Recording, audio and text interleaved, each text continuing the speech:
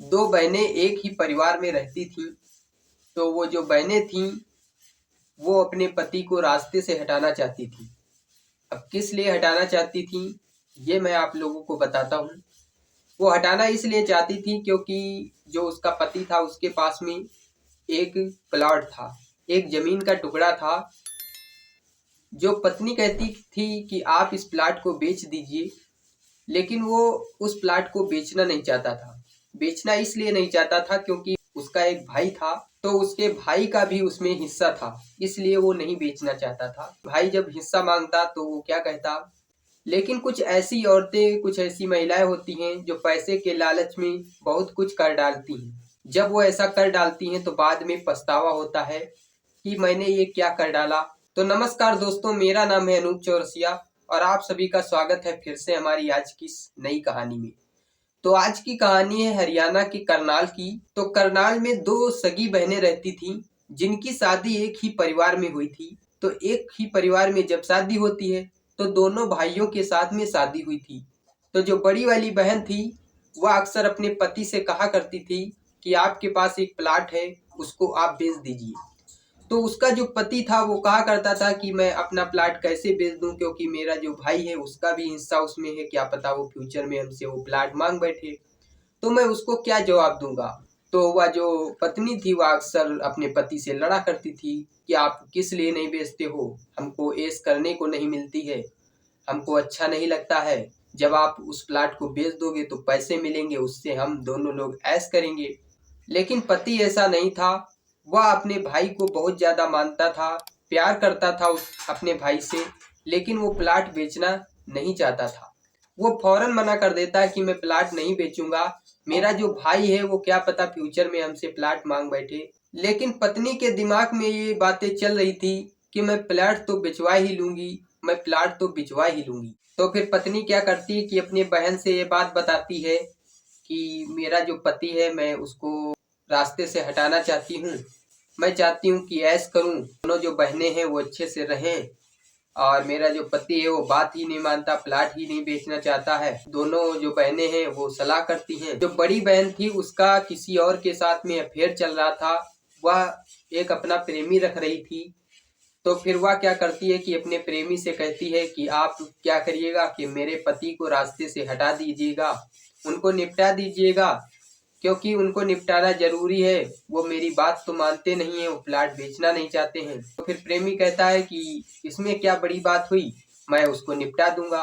कि जब आप मेरे पति को मारना तो आप उसका वीडियो रिकॉर्डिंग कर लेना, उसके बाद में मेरे पास भेज देना ताकि मैं देख सकूं कि आप कैसे मारे हैं। उसको इतना विश्वास नहीं था अपने प्रेमी पर। तो फिर प्रेमी क्या करता है कि वो तो पागल अंधा तो था ही। वो क्या करता है कि एक दिन पति को बुलाता है, कहता है कि आप मेरे घर पे आओ, दावत है। दावत में बुलाता है तो फिर शराब पिलाता है और बेल्ट से उसका गला दबा देता है। गला दबाने के बाद वहाँ एक जगह पे जाता है जंगल में और उसको गाड़ देता है। तो गांव का ही एक व्यक्ति वहां से गुजर रहा था, तो वह व्यक्ति उस गड़ी हुई लाश को देख लेता है। तो वो क्या करता है कि इस बात को पुलिस से बता देता है। जब पुलिस वहां पर आती है तो वहां पर कोई सबूत नहीं मिलता है, तो किसको पकड़े पुलिस, पुलिस चली जाती है। और इधर जो बड़ी बहन थी वह अपने पति के तस्वीर पर फूल मालाएं चढ़ा रही थी और उसका प्लाट पर कब्जा हो गया था, ऐश कर रही थी। तो वो जो दूसरी वाली बहन थी वो भी सोचती है कि मेरा जो पति है वो भी रास्ते से हट जाए, क्योंकि ये भी किसी न किसी दिन मेरे से प्लाट और पैसे मांगेगा। तो फिर दोनों जो बहनें हैं वो सलाह करती हैं कि इसको भी निपटा देते हैं। फिर सवाल ये उठता है कि किससे निपटवाएंगे इसको। तो फिर क्या करती हैं कि अपने प्रेमी के पास में ही जाती हैं। प्रेमी जो था वो आशिक से कातिल तो बन ही गया था। तो फिर वो जो बहनें थी वो जाती हैं, कहती हैं कि आप मेरा जो पति है उसको भी निपटा दीजिए, जैसे आपने पहले वाले को निपटा दिया। तो प्रेमी कहता है कि हाँ निपटा तो दूंगा, लेकिन आपने शर्त पूरी नहीं की। जब पहले वाले का कत्ल किया गया था तो पत्नी ने कहा था कि अगर आप मेरे पति को मार दोगे तो मैं आपके साथ शादी करूंगी। तो वो प्रेमी कहता है कि आप पहले शादी तो करिए।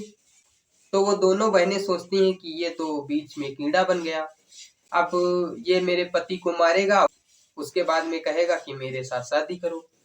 तो फिर दोनों बहनें सलाह करती हैं कि ऐसा ना करें, कि इसको ही निपटा दें। थाने चली जाती हैं। जब थाने जाती हैं, थाने में कहती हैं कि मेरे पति को किडनैप कर लिया गया है और इस व्यक्ति ने किडनैप किया है, और वो वीडियो दिखाती हैं जो वीडियो बनाया गया था मारते वक्त।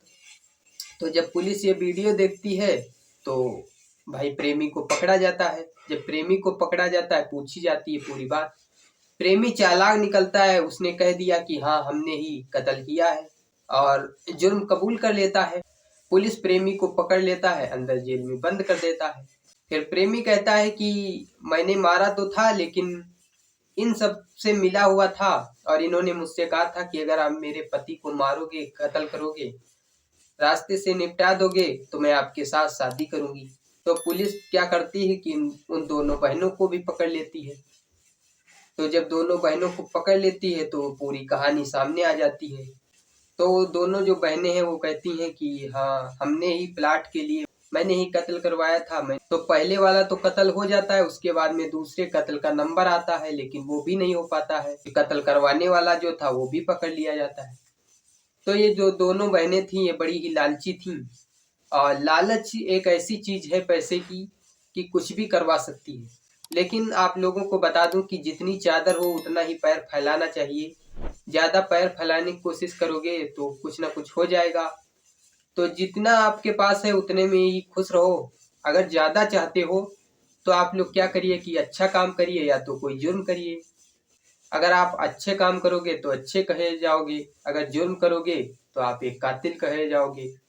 तो इस कहानी को सुनाने का मकसद किसी को परेशान करना नहीं है, बल्कि आपको सतर्क और जागरूक करना है। अब आपको मिलूंगा मैं अगली कहानी में, तब तक के लिए जय हिंद, जय भारत।